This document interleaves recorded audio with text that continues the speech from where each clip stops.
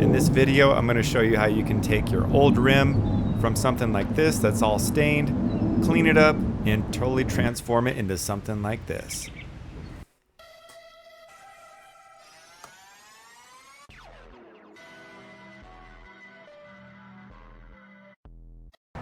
First thing we got to do is take out the center cap. If your wheel has that, just give it a little push, come right on out.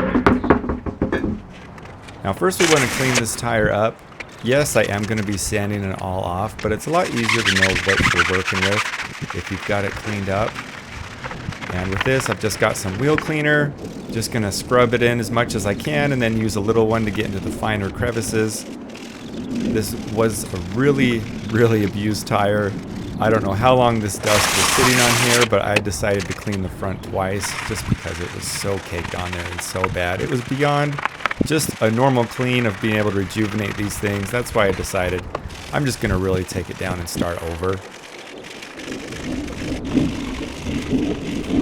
This is a great example of why you should regularly clean your tires. Brake dust is pretty acidic and it'll embed itself into whatever kind of rim that you have. It can stain it and make it to where cleaning won't be good enough, and that's what happened with these tires. I'm also going to do the back part, the barrel, just to clean it up a little bit. You can see with me rinsing it just how much dust this poor tire had on it. Time to start sanding. I'm using a DA sander for the most part with 220 grit sandpaper. It's got a pretty good bite to where it's not going to be super deep scratches, and it's able to remove any of the brake dust pretty easily. The tire's pretty soft. It's not a steel or anything, so I don't have to add much pressure. And I'll use the DA to get most of it done. And then for the nooks and crannies, I'll just use my hand. Just makes it easy to clean it all up, make it look really good. And just this made quite the difference.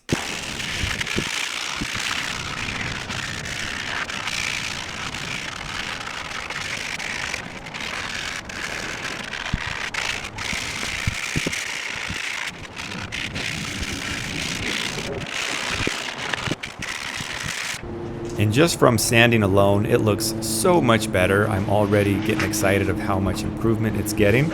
I'm gonna also sand and knock off whatever dust I can get from the barrel. Just, make it look uniform, make it feel clean.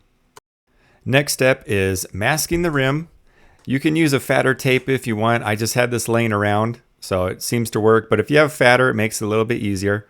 But you just wanna get underneath the rim if you're able to, or as close to it, just to prevent any type of overspray.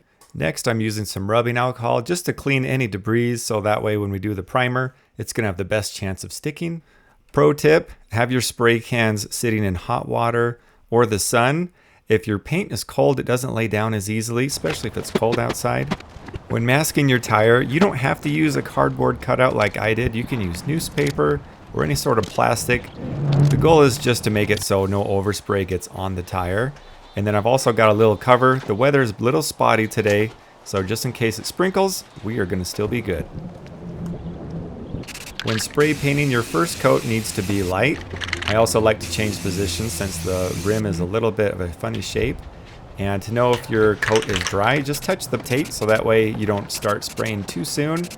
I also like to do it a couple times where I'll just hit little small nooks, and then I'll just do a more overlapping spray on the whole thing. Just take your time. I like to do about 2 to 3 coats or so. Once the primer dries, you can wet sand it. This is optional for rims. Rims aren't something that's a huge showpiece, at least for what I'm doing, but this is great for body panels. What this does is it knocks down anything that's not even, and you go very easy and light. Especially on the corners, you want to be extra light so you don't go through the primer.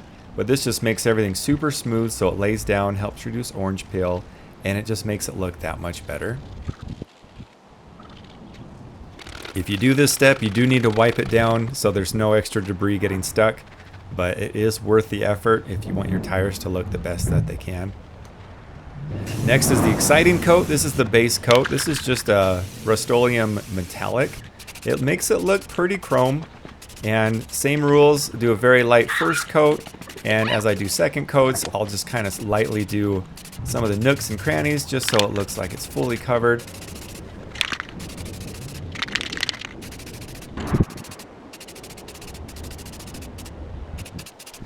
After that is dried, you want to do your clear coat. Clear coat can be a little tricky. You don't want to overdo it. This is where it's really easy to get runs and all this work is kind of wasted.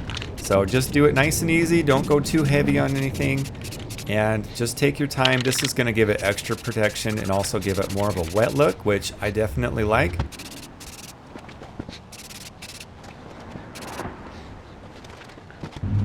Once it's all dried up, then you just clean up the tire. Take off all the masking tape. Be a little careful. You don't want to rub against the paint. It might be a little bit soft depending on how long you waited. And after that, you can see there's a little bit of overspray on the tire. And a really easy trick is to pull out some mineral spirits or some paint thinner, put it on a rag, and then just wipe it down. It's really going to make a big difference and just put a great contrast of rubber and new painted rim.